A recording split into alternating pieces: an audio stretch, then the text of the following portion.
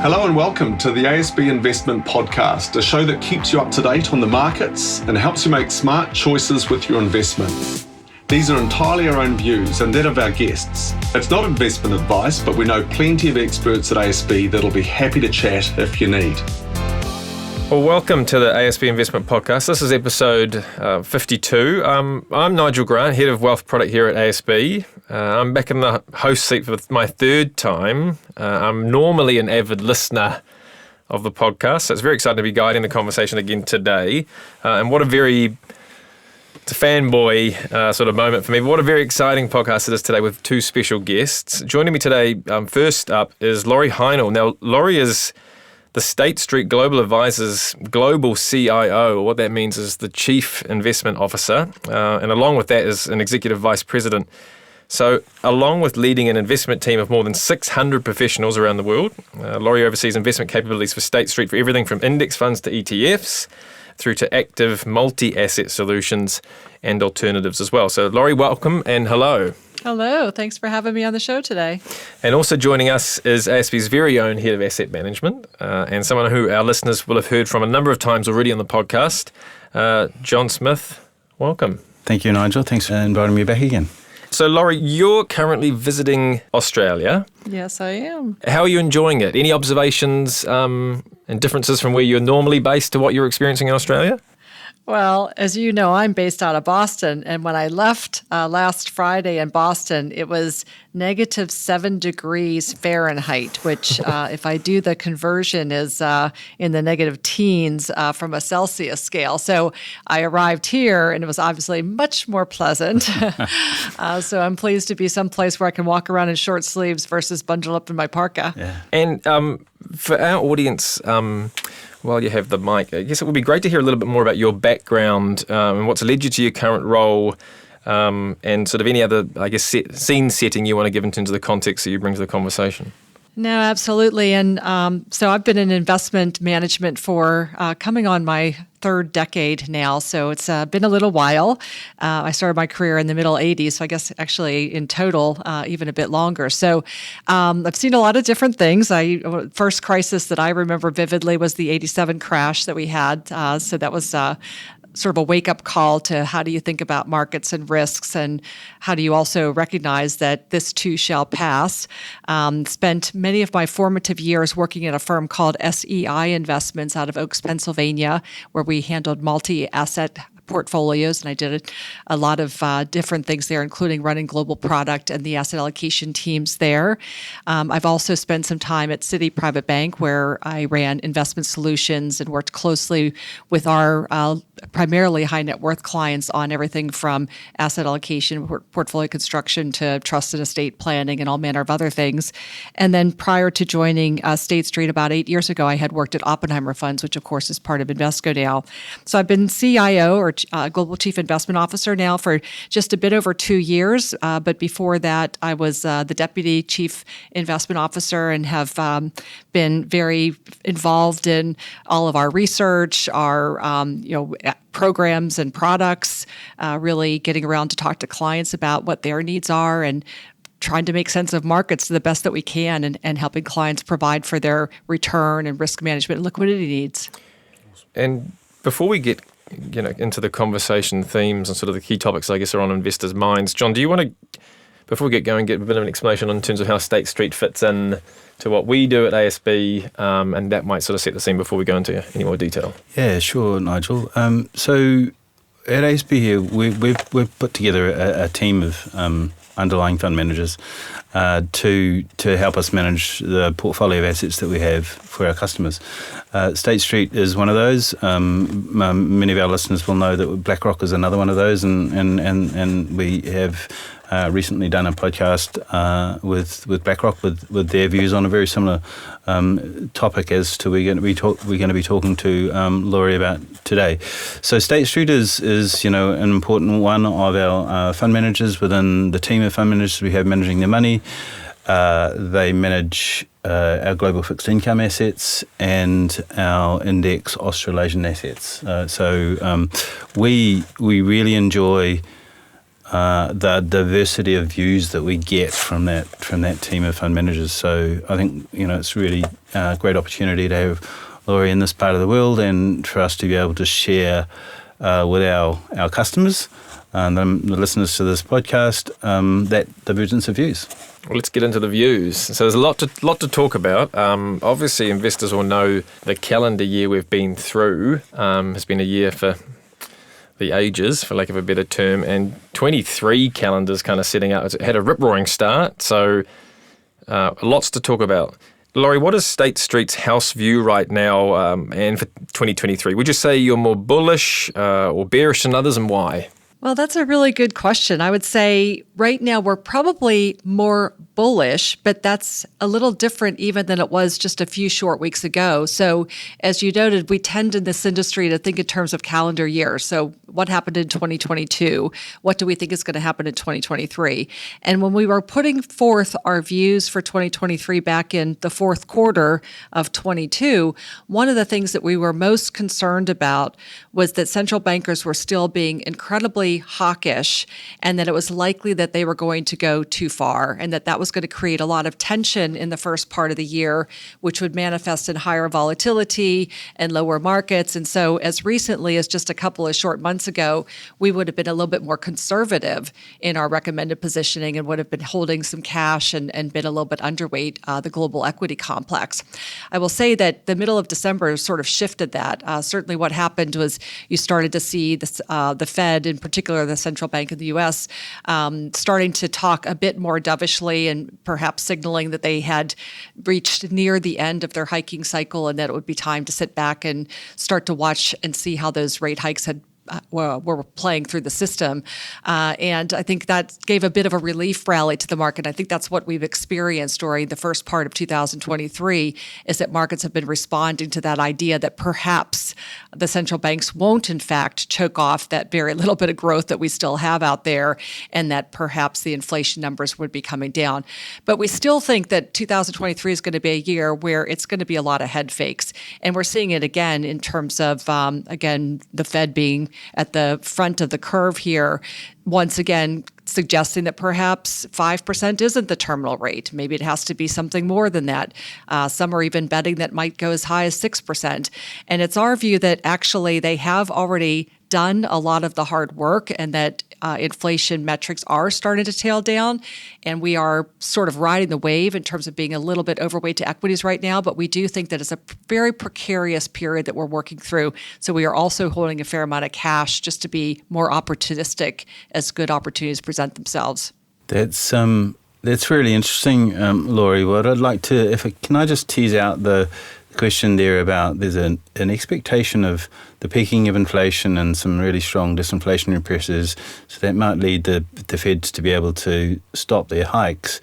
But one of the things I'm interested in is how far down would inflation come, and that I think is a real challenge. Is that the Fed Chairman Powell is saying perhaps that interest rates might have to be higher so that inflation will end up lower, and there seems to be a little bit of tension in the market as to that particular aspect.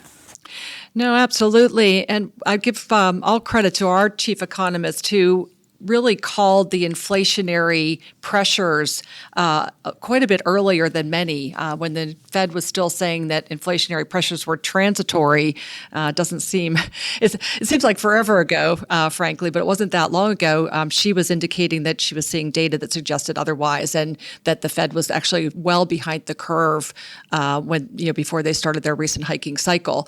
And that would have been back in Q3 of 2021, which again seems like forever ago now.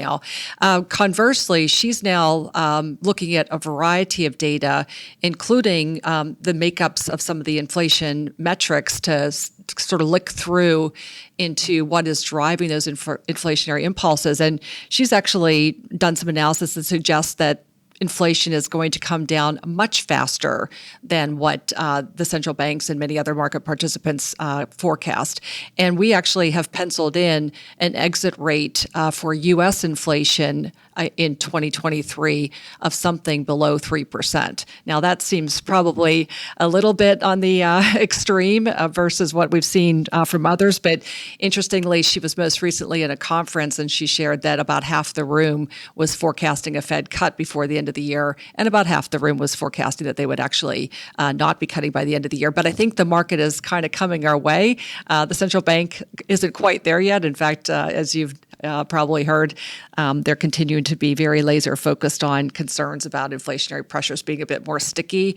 But we think there's a lot of disinflationary impulse out there, and we actually think it's going to come down more rapidly than they expect. It's very interesting how you referenced the Fed being sort of like missing the transitory nature or assuming transitory nature when it was coming through. It seems like what you're saying is that the markets aren't necessarily believing the Fed again, and the markets is sort of like charting a different path, which is quite interesting.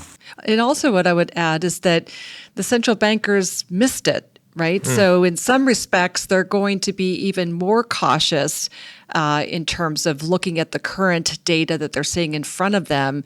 And if they're not seeing that data move in the right direction, they've got every incentive now to stay hawkish because they, don't want to be caught flat-footed once again. And oh, by the way, there is this sort of view that, well, if we overdo it, we can just start cutting again. But again, those cuts will operate with a lag also. So the biggest concern that we've got is that by virtue of them being overly zealous about inflation fighting, they actually do choke off whatever little bit of growth is out there in the world, and that actually runs us into more of a recessionary forecast versus the soft landing, which we currently think they can still navigate. What you just mentioned, I would sort of label as maybe that hard landing, maybe, or a particularly bumpy landing. Now, you're just moving along to or segueing into you guys have released your 2023 Global Outlook, navigating a bumpy landing.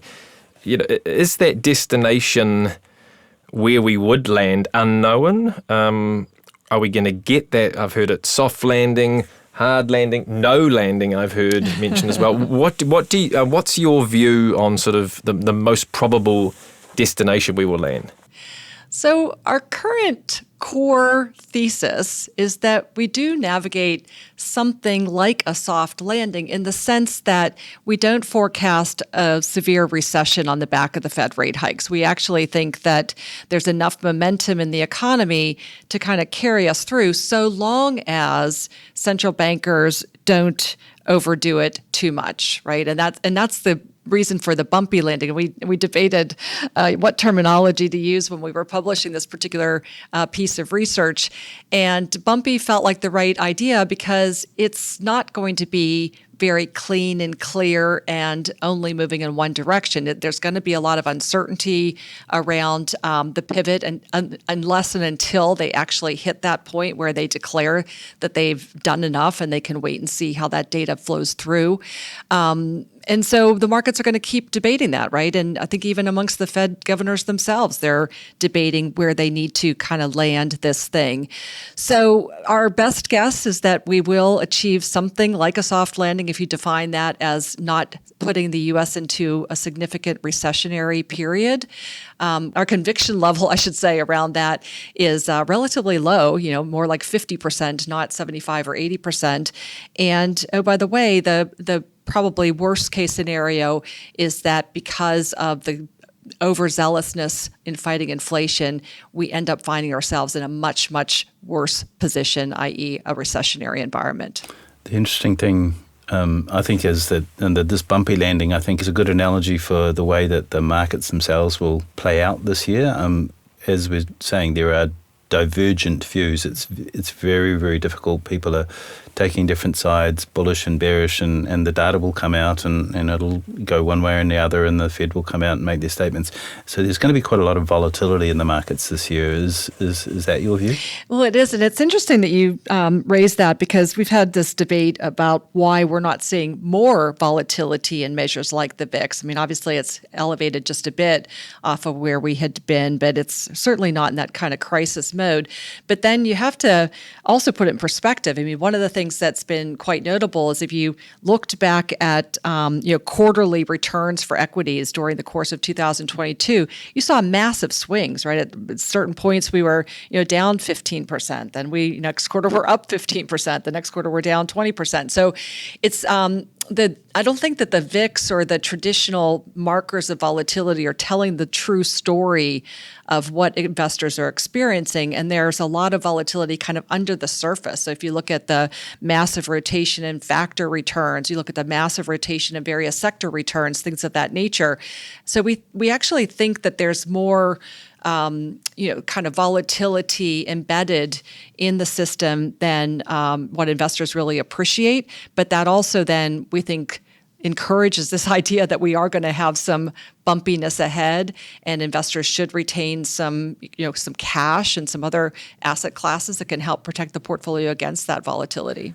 Lori, what did you consider to be sort of the key drivers of got us to where we are? So in 2022, I know inflation's obviously, we all know inflation happened, but what were the standout factors that drove the year we just got through and now we're sort of hopefully coming through the other side of? Yeah. Well, look, in some ways, this has been a long time coming, right? And I'll just start in the fixed income part of the equation, right? So for many years now, we've been talking to clients about the fact that rates were artificially low. And keep in mind, it wasn't so long ago that the central bankers were desperately trying to manufacture inflation, right? That they were keeping policy rates well below what was appropriate given the growth rates that we were seeing because there wasn't any inflation. And there were great fears about returning to more of a recessionary environment before we hit the COVID era. So one of the things that we've been talking to clients a lot about is the fact that at the rates that we were seeing in 2019, there was a lot of risk in the fixed income portfolio. It wasn't giving you very much income. It wasn't diversifying. In fact, the correlations between bonds and equities had been running in lockstep. And oh, by the way, there were concerns that you wouldn't get the capital preservation out of that fixed income portfolio, particularly if we did start to see inflation come back and or interest rates start to rise. And lo and behold, we entered 2022 and we have this massive sell-off, not just in equities, but in fixed income as well. So for better or for worse, I think we're now in a different place for fixed income, right? We may not be out of the woods as it relates to inflation just yet, but at least we're getting yield on fixed income, and we might actually get a little bit of diversification because you have enough opportunity for long treasuries, for example, to appreciate if we do actually have a severe correction or a recession. So some of the things that led to 2022, especially in the fixed income world, have been years in the making.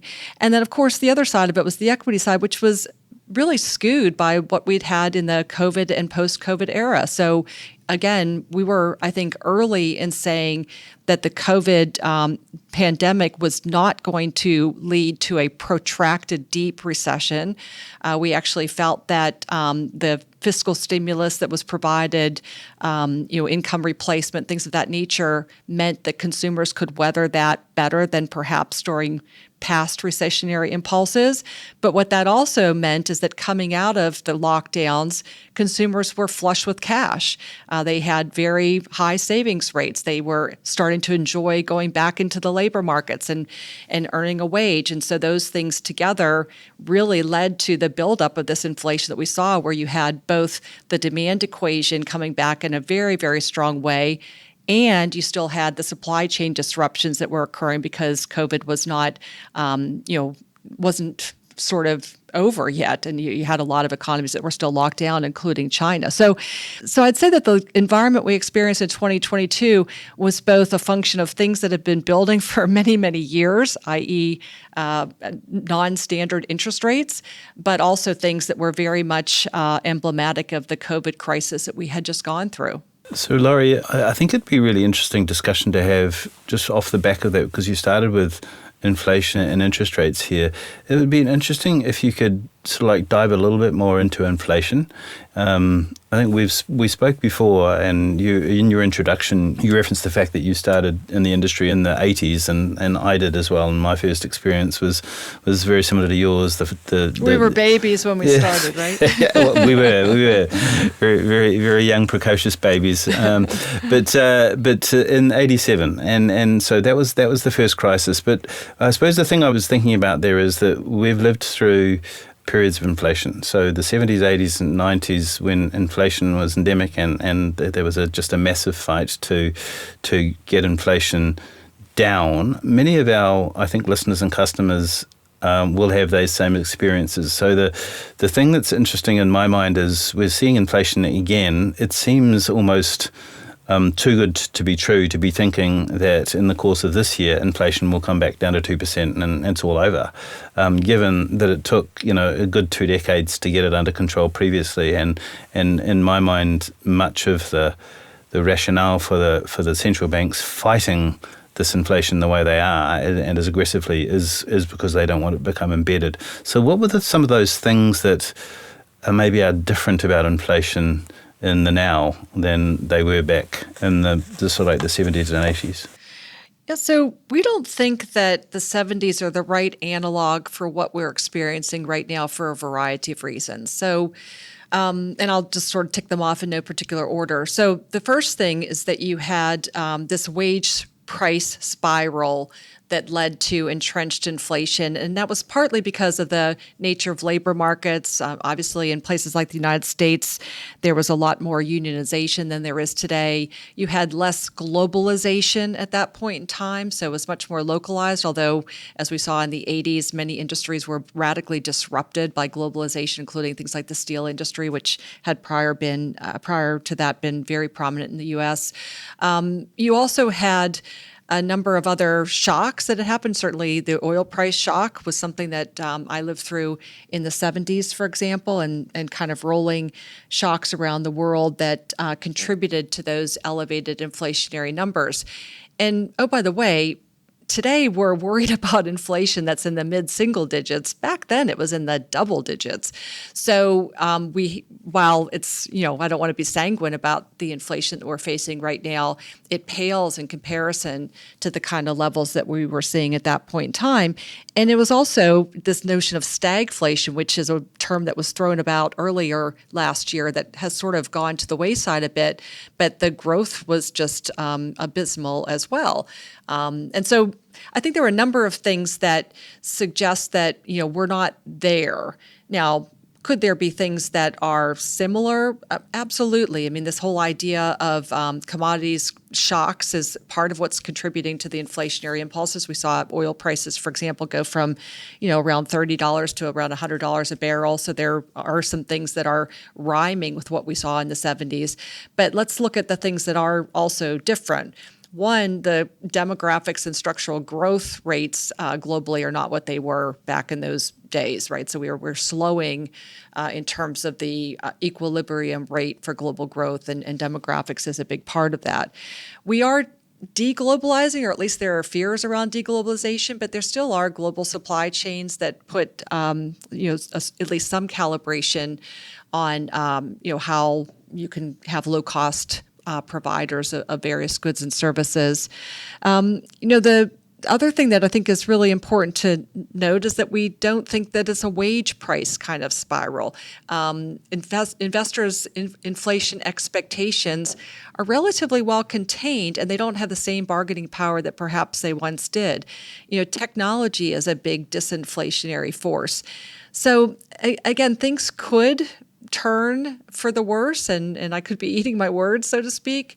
But at least at this point in time, we don't think that the 70s is the right analog. We actually think this is much more a series of shocks, easy monetary policy for way too long, a pandemic, and then a war. And that trifecta is really what's driving the inflation. And those three things we don't think drive sustainable inflation. If they don't drive sustainable inflation, do they drive sustained high interest rates or higher interest rates? The path you see for that is what? Yeah, so again, let's just go back to sort of basic relationships. If you believe, as we do, that the structural growth is, let's say the U.S. is about 2%. Let's say globally it's 3.5% or something in that range. Well, against that backdrop, then you don't think inflation is going to be 6 or 7 or 8%. It might be 2.5%, it might be 3%. I mean, some people are arguing, and we would be sympathetic to the idea that there are some things like the green transition, which might be at the margin inflationary and tick that up a bit. But again, you're talking about relationships that are much different than where they are today. And if you have a view that long-term growth is 3.5% globally, then you probably have interest rates that are anchored somewhere in that kind of range. So the way we look at it, it's hard to tell exactly when. So if you ask me what our rate's going to be 3 months from now, it's, I have a view, but obviously it's less likely that that I have confidence in that view. But if you ask me where I think rates are going to be 2 and 3 years from now, I think we're going to be lower than where we are today. I think that you're going to see 10-year rates more in the sub 3% range, because one of the most durable relationships is the relationship between growth and 10-year yields. And we've talked already about sort of what's happened, what are the factors that have been behind that as such, and also kind of how the year has started in a strong way. In order for this strong start to continue, what are some of the things that you see having to go right as such, whether it's continue sort of the momentum we're on, or at least not, as some people I hear, listen to say, go back to the lows where we were? What has to stay right or happen for us to right the ship? Well, there are a couple of things, and they don't all have to be perfect, but they're certainly things that investors are going to focus on. So one of the big fat questions will remain, what's the terminal level of rates when central bankers are done? And the market has sort of gotten its head around that terminal rate is somewhere in the 5s, right? Again, I'm seeing more people ratchet that up to maybe 5.5 or 6 for the Fed, for example. But very few people are talking about a terminal rate that's, 10, 15, 18%. And again, keep in mind, back in the day, we did get rates like that on Fed funds. So as long as we're getting close, I think that the markets can hold. The second thing is inflation coming down? Because if inflation remains persistently high, even if terminal rates don't go too much beyond the 5 or maybe let's call it 6% at the outside, them staying there for a long time is also very damaging, because by definition, you've got rates that are significantly higher than the equilibrium growth rate. And so it's sort of costing the economy. So you need to kind of have a narrative where people get their head around the terminal rate and being more convinced that we're there or we're nearly there, and that inflation is starting to tick down. And then, oh, by the way, the other really important ingredient here is corporate earnings, because one of the things that has also been quite notable here is that corporate earnings have held in fairly well considering the kind of backdrop that we've had. So you've had a pretty good re-rating of price to equity ratios, and that has also lured back investors. I would characterize January as a bit of a fear of missing out episode again, because people tend to look out and see that markets could be higher and they don't want to miss that. But if earnings start to really collapse here because you start to see economic activity deteriorate, or you start to see margins compress dramatically, that would also be quite destabilizing for markets. Okay, so there's this, when does it turn? And then there's the question about how we expect inflation to track. Then that's sort of like, it's almost like the terminal rate of interest rates on the other side. How low will they come? And I wonder if actually we've got a bunch of investors, particularly retail investors, whose mindset is that it goes back to like the very low interest rate environment they had before. But so I wonder whether that will be the case. I'd be very, very surprised if it was. So where does more normalized interest rates land? Yeah.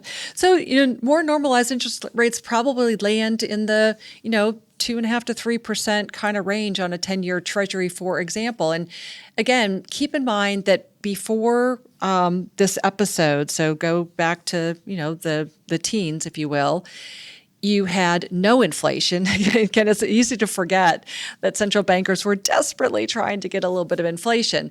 And you had artificially low rates, in part because there was no inflation and they were really the only game in town to try to support growth, right? Because you had, in certain geographies like the Eurozone, no appetite for a lot of fiscal stimulus.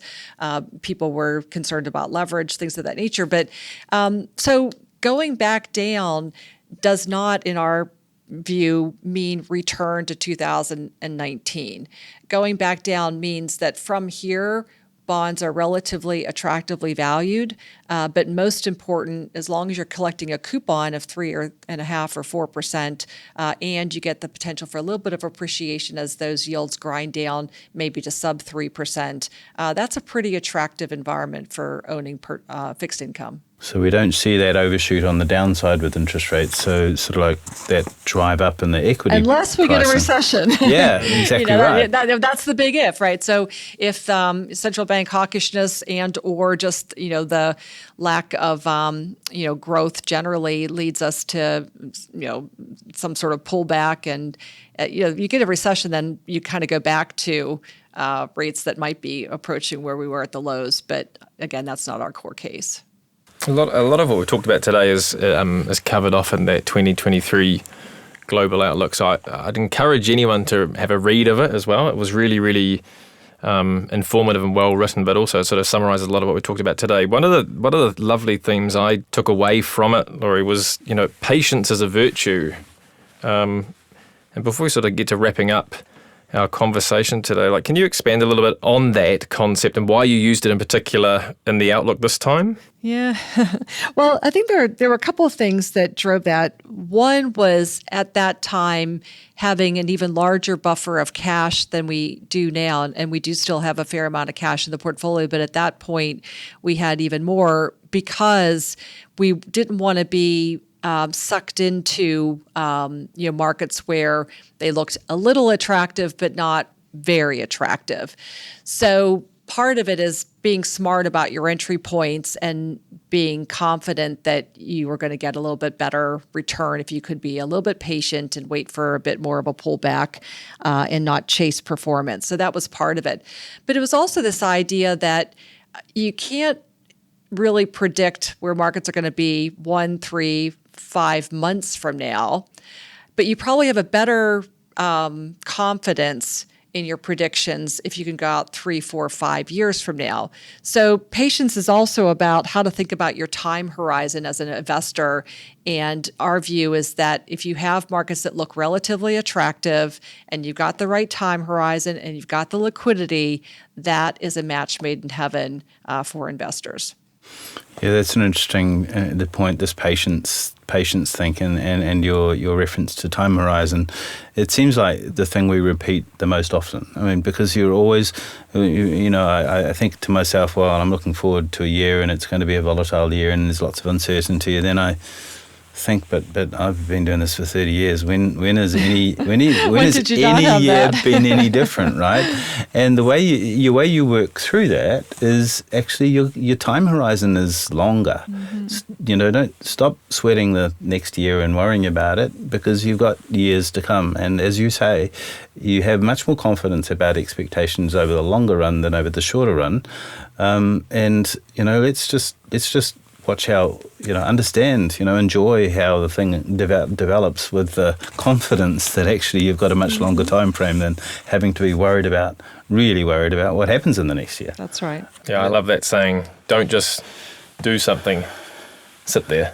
Yes. That's right. Okay, so let's wrap up the conversation here and close up with some wisdom. Lori, you first. Given sort of what we've talked about today and also the career and experience you have, are there any key bits of advice or, things that you, adhere to or think our investors should keep top of mind in 2023? I think there are two things that I'd come back to, and one might fly a little bit in the face of what we were just talking about with patience, but the second one will come back to that theme. So the first I'd say is be bold. I think right now requires a bit of bold thinking, and being willing to be contrarian in this environment is not a bad thing. So when everybody's talking about the idea that inflation can never come back down, and you're seeing, the headline print stubbornly high, like, ask the question, like, is there something that we're missing, and what might that be, and how might that lead me to think differently about what I'm doing in the portfolio? So that would be one piece of advice. And then the second one is actually a piece of advice that I didn't take. I had a mentor many years ago who told me that my problem was that I thought that the world was fair. And I took that and I said back to him, the world is fair. It just may not operate on my time horizon. And I raised that because I think it comes back to this patience idea, because investing is a difficult discipline. It's really those who get it right 51% of the time should feel incredibly fortunate. But I do believe that if you look at relationships over time and you're thoughtful and you actually have done the work to understand those relationships, eventually the world will be fair and you will be rewarded for that work. So I suppose my thoughts are just from experience. I think it's 2022 was a pretty traumatic year, but it's past now. And looking forward, so we still have uncertainty, right? But I think things are going to get back to a bit more normal. I'm actually enjoying being able to ask those questions that come from almost like my generation, which was my experiences in the earlier part of my career were very different and led me to expectations about what might be happening now, which could be wrong. And so just be open to listening to differences of views. But again, it just is still always for me comes back to the thing that gives me comfort and confidence and reduces my anxiety is actually to think about time frame, right? I've still, even though I talked about I've had a few years under my belt, I've still got plenty of time. And so long as you have time, just focus upon that, reduce the anxiety, let the team of professional fund managers that we've got working for us and with us at ASB manage your money and you get great outcomes for you and just like de-stress and focus on your time frame. It was sage wisdom.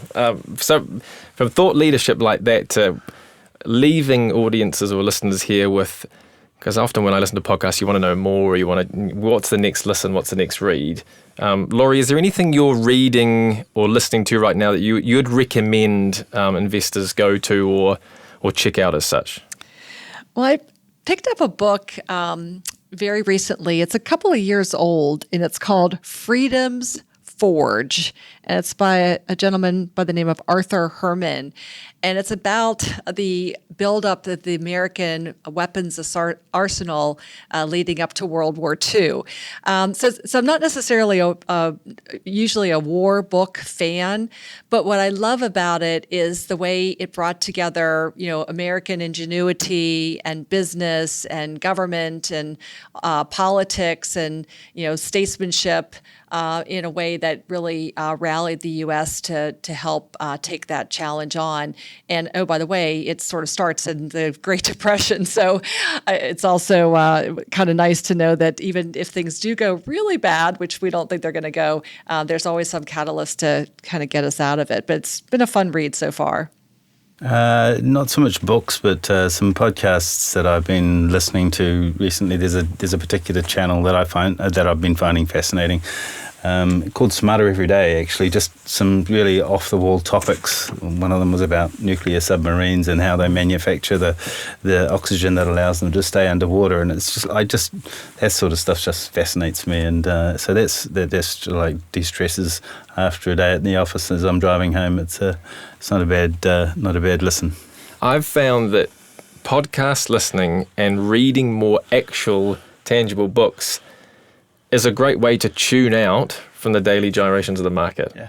like if you watch it as close as probably we do, it's a really good way to stop watching your fund or your portfolio, and it's a good hobby. So just as an insight into what I'm reading, I picked up a book that is 400 pages on the history of interest rates. So it's only recently released, but I can tell you if I haven't had a coffee, it is slow going. So that gives you an insight into what I'm like. Yes, such a nerd. I just want to thank you both. I am a nerd. I just want to thank you both for a great conversation. Thank you, Lori, for I know you have a very busy schedule, so I just want to thank you, and I'm sure John does as well, for making some time for us at ASB. Thank you to John. Thank you. Well, thanks. Yeah, thanks for having me. And that takes us to the end of the podcast. As always, we hope you feel more informed and up to date with everything that's happening in the markets. You have a better insight into what ASB and our wonderful partners are doing. And then you've got a few key takeaways to help you on your investment journey. So until next time, it's bye for now. Thanks for listening to the ASB Investment Podcast. If you have any thoughts on today's episode, or if there's anything you'd like us to discuss on a future show, get in touch at podcasts@asb.co.nz.